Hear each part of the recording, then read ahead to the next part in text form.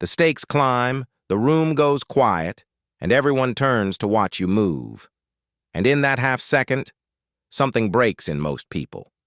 They don't freeze because they're weak. They don't panic because they lack talent. They panic because, right when the pressure hits, they're still trying to decide who they're going to be. And deciding who you are, under fire, with everyone watching, with a clock running, is almost impossible. The mind starts running the numbers. What will they think if I get this wrong? What happens if I lose? What if I look like I don't belong here? Each question is a small leak, and under real pressure, small leaks become a flood. Now watch the people who never seem to crack. The surgeon whose hands stay steady when the monitor starts screaming. The founder who stays level in the room where the deal is dying. The pilot whose voice doesn't change when the warning lights come on. We assume they feel less fear. They don't. Their heart rate spikes exactly like yours. The difference is they aren't deciding who to be in that moment. They decided a long time ago. They live by a code, a small, deliberate set of rules about how they act when it counts. And that code was written in calm, so it can be run in chaos. This is the thing nobody tells you about composure. It isn't a personality trait. It isn't something you're born with. It's a structure you build in advance and lean on when your judgment can no longer be trusted. And once you see how it works, you stop trying to feel calm under pressure, which never works, and you start building the one thing that actually holds. Start with what's actually happening in your body when pressure arrives, because most people misdiagnose it. When the stakes rise, your nervous system floods with adrenaline and cortisol. Your heart rate climbs, your peripheral vision narrows, and blood moves away from the parts of your brain responsible for careful reasoning. This is not a malfunction. It's a survival system built for a world of physical threats, where the right answer was to run or fight, and to do it now. The problem is that the moments that define a modern career, the negotiation, the presentation, the decision with real money or real reputation on the line, trigger the exact same response. Your body prepares for a lion, and then it hands you a situation that requires patience, nuance, and a steady voice. Here is the part that matters. Under that flood of stress hormones, your capacity for complex decision-making drops sharply. Studies of people under acute stress show a measurable narrowing. They consider fewer options, they lean harder on habit, and they struggle to hold multiple factors in mind at once. So the worst possible strategy is the one almost everyone uses by default. Wait until the pressure hits, and then try to think your way to the right action. You are asking the weakest version of your mind to do the hardest possible work at the worst possible time. This is why panic is not really a fear problem, it's a decision problem. Panic is what happens when a high-stakes moment demands a choice and you have no pre-made choice to reach for. The mind, flooded and narrowed, starts improvising. And improvisation under threat almost always defaults to self-protection, hesitation, or the frantic search for certainty that doesn't exist. Epictetus put it plainly 2,000 years ago. It's not events that disturb us, but our judgments about them. The modern translation is sharper. It's not the pressure that breaks you. It's the fact that you're trying to form judgments in the one state where your judgment is least reliable. The people who stay composed have quietly removed that burden. They are not making better decisions under pressure. They are making fewer decisions under pressure because the important ones were already made. So let's define the thing precisely, because the word gets thrown around and loses its edge. A code is a small set of rules you commit to in advance about how you will act, especially when it's hard, costly, or frightening to do so. That's it. It is not a mission statement. It is not a vague set of values you'd list in a job interview. Values tell you what you care about. A code tells you what you will do. The gap between those two is where most people fall apart under pressure. Almost everyone values honesty. Far fewer have a rule that says, when I'm asked a direct question, I answer it, even when the truth costs me something. The first is a feeling. The second is a code. And only one of them survives contact with real stakes. Look closely at anyone who performs reliably under pressure, and you'll find these rules, usually unspoken. The trader who has a fixed line. I exit at this loss, no negotiation, no hoping. The rule exists precisely because they know that in the heat of a falling position, they cannot trust themselves to decide well. The rule protects them from their own flooded brain. The leader who holds to, I don't make irreversible decisions when I'm angry or exhausted. The emergency room doctor who follows a protocol, not because protocols are always perfect, but because a protocol executed steadily beats brilliance executed in panic. Notice what these rules have in common. They are decided in calm and executed in chaos. That is the entire mechanism. When you write a rule in a clear-headed moment, you are essentially sending instructions forward in time to a future version of yourself who will be scared, tired, and narrowed, and who will not have the bandwidth to reason it out from scratch. You're doing the thinking now, so you don't have to think then. This is why the Stoics were obsessed with what they called premeditation. Sitting down in calm and rehearsing in advance how they would meet difficulty.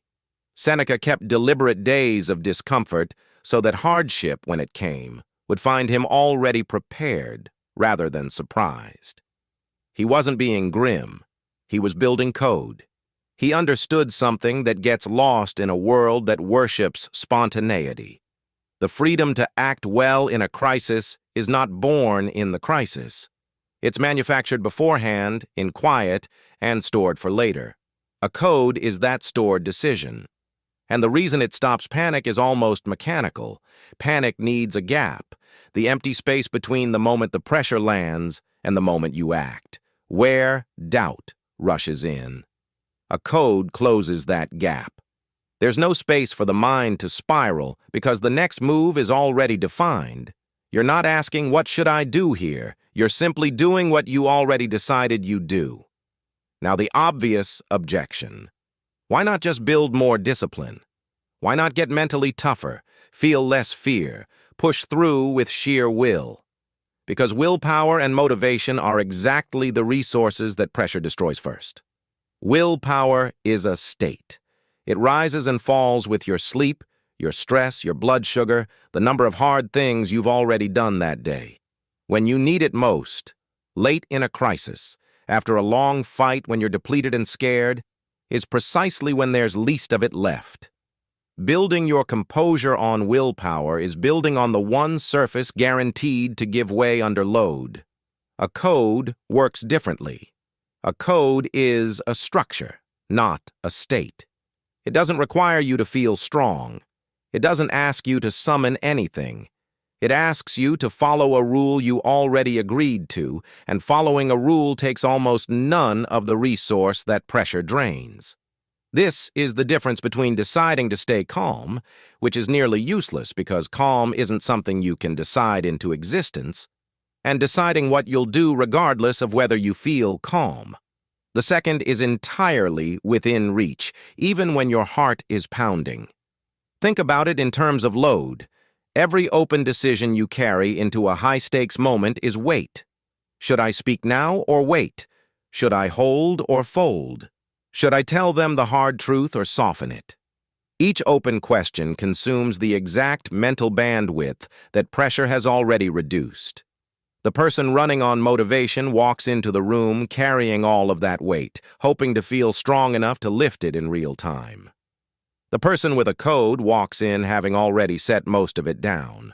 Their rules have pre-answered the recurring questions, so their limited bandwidth is free for the one thing that actually needs judgment in the moment.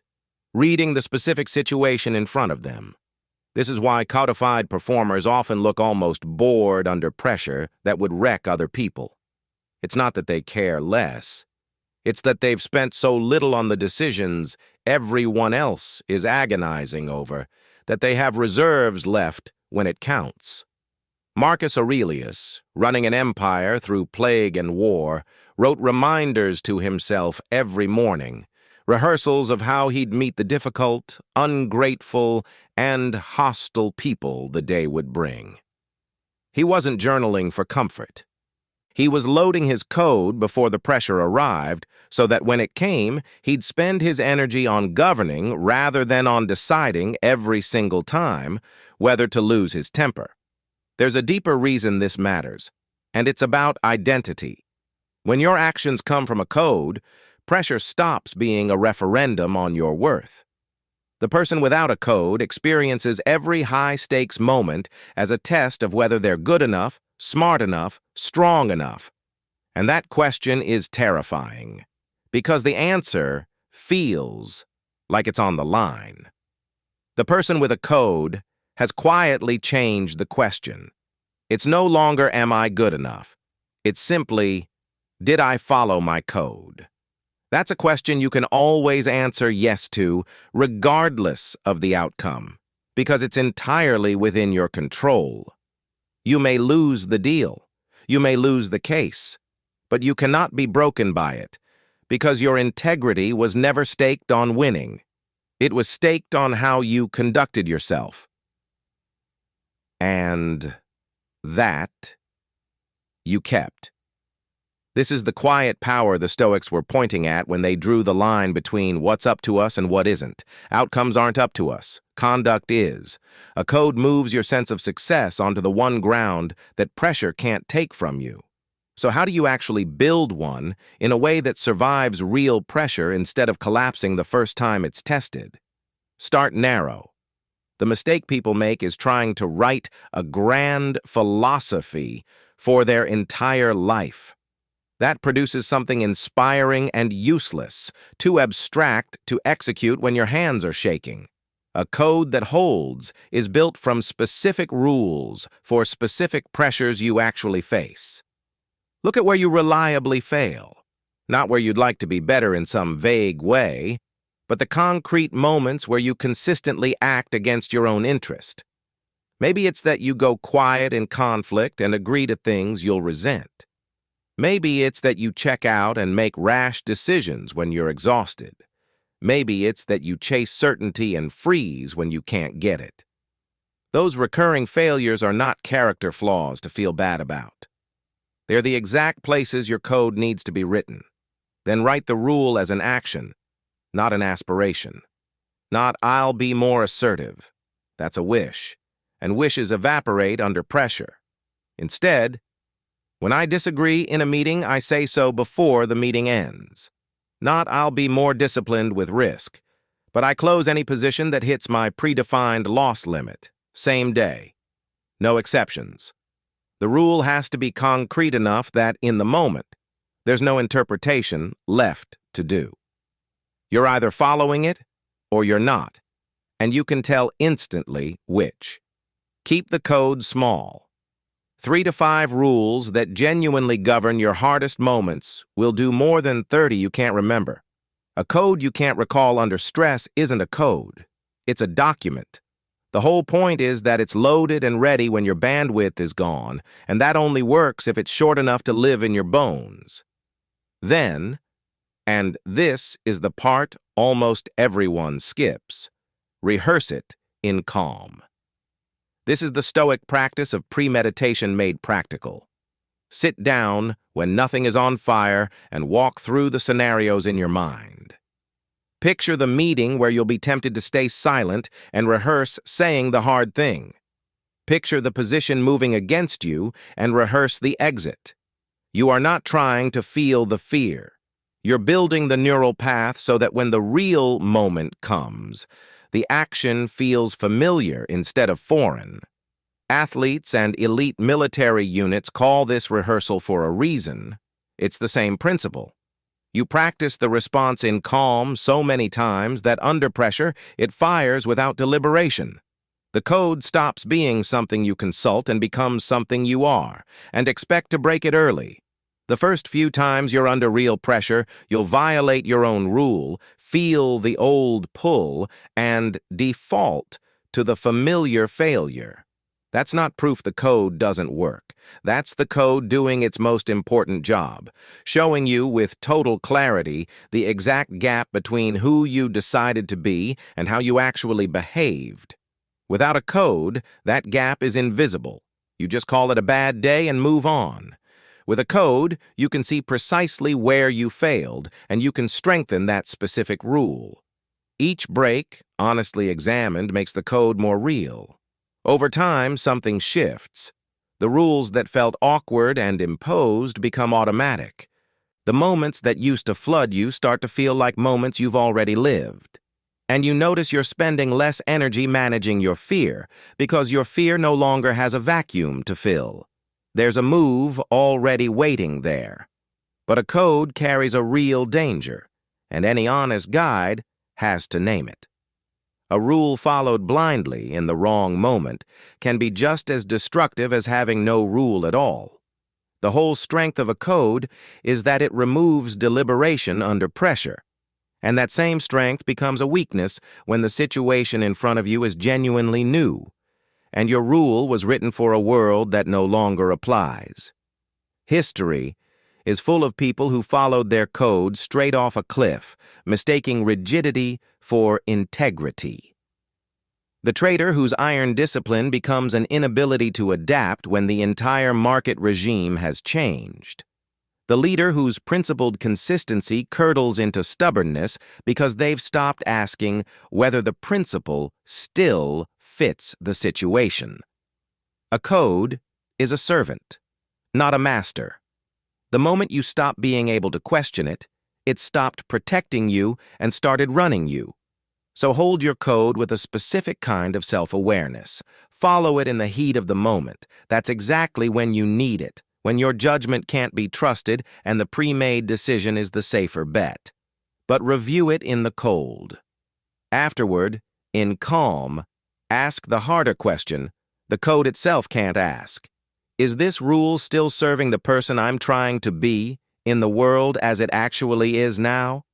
A living code gets revised in reflection and executed without hesitation in action. A dead code gets executed without hesitation and never revised at all.